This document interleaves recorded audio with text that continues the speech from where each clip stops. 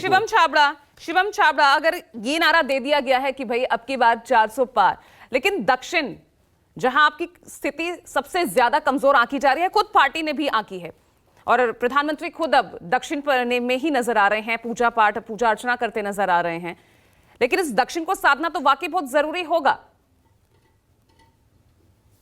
देखिए पूजा जी, एक बात तय है कि जब हम नारा देते हैं तो उसको पूरा करने का प्रयास करें, और कहीं ना कहीं लक्ष्य जब सामने होता है तो निश्चित रूप से उसको सही तरीके से पूरा करना है भारतीय जनता पार्टी की जिम्मेदारी होती है। मुझे लगता है कि ये बात सत्य है कि कहीं ना कहीं दक्षिण भारत में हम कमजोर हो सकते हैं, लेकिन हम कहीं पीछे नहीं।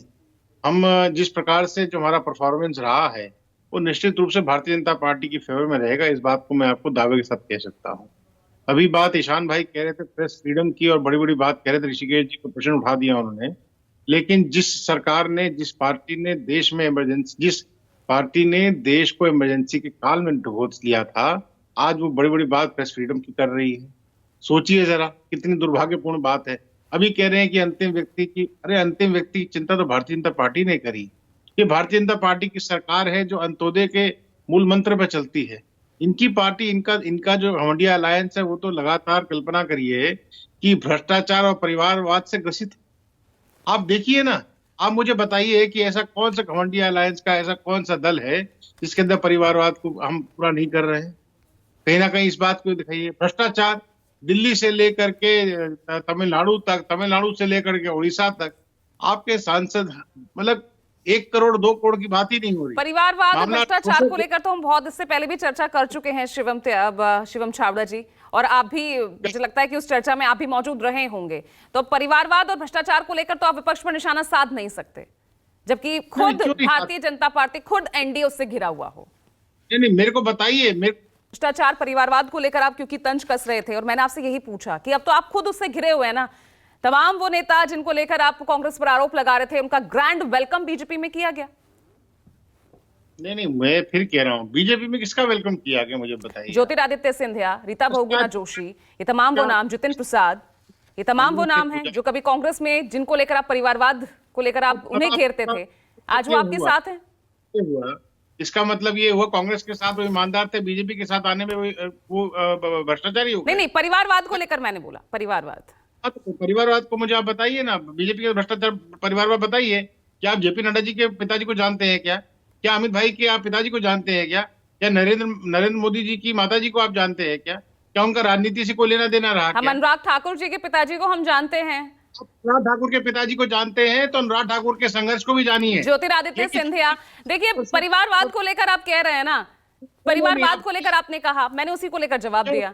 चलिए ठीक है, वापस शिवम अपने टॉपिक पर ही हम आते हैं, क्योंकि 400 पार का नारा, लेकिन दक्षिण की राह मुश्किल। नहीं, अध्यक्ष नहीं हो सकता है ना। कांग्रेस पार्टी के अंदर तो सोनिया जी के बाद राहुल गांधी जी बनेंगे, ये तय है। अगर मुलायम सिंह जी के बाद में अखिलेश बाबू ही समाजवादी पार्टी के अध्यक्ष बनेंगे, ये उनकी पार्टी ने तय किया है भाई, तय है, इसमें कोई दो राय नहीं है।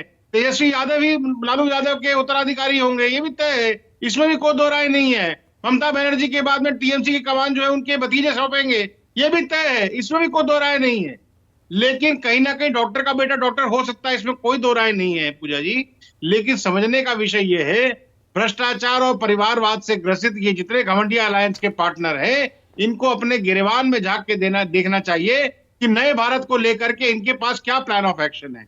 ये इनको सोचना चाहिए कि नए भारत के निर्माण के लिए एक भी नेता इनके पास में अगर ऐसा है कि देश को मजबूत और निर्णायक नेतृत्व दे सकता है ही नहीं।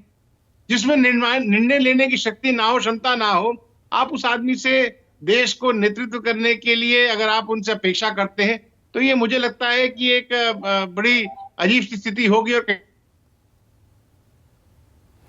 ठीक है, मैं मनोज यादव का रुख कर लेती हूं, उससे पहले मैं 10 सेकंड ईशान आपको दे रही हूं, रिस्पॉन्ड कीजिएगा। मनोज जी आ रही हूं आपके पास, उसके बाद सुनील अरकवंशी जी का रुख करूंगी। ईशान 10 सेकंड आपको दे रही, रिप्लाई कीजिए। पूजा जी, शिवम भाई की मैं अगर नॉलेज को दुरुस्त कर दूं तो आज की डेट में कांग्रेस पार्टी के अध्यक्ष श्री मल्लिकार्जुन खड़गे जी हैं, राहुल गांधी जी नहीं है, ना ही सोनिया गांधी जी हैं, और ये कांग्रेस पार्टी ने चुना है। मुझे याद नहीं है कि आपकी पार्टी ने आखिरी बार अपने अध्यक्ष पद के लिए कब चुनाव करवाया था, आप मुझे बता दीजिएगा।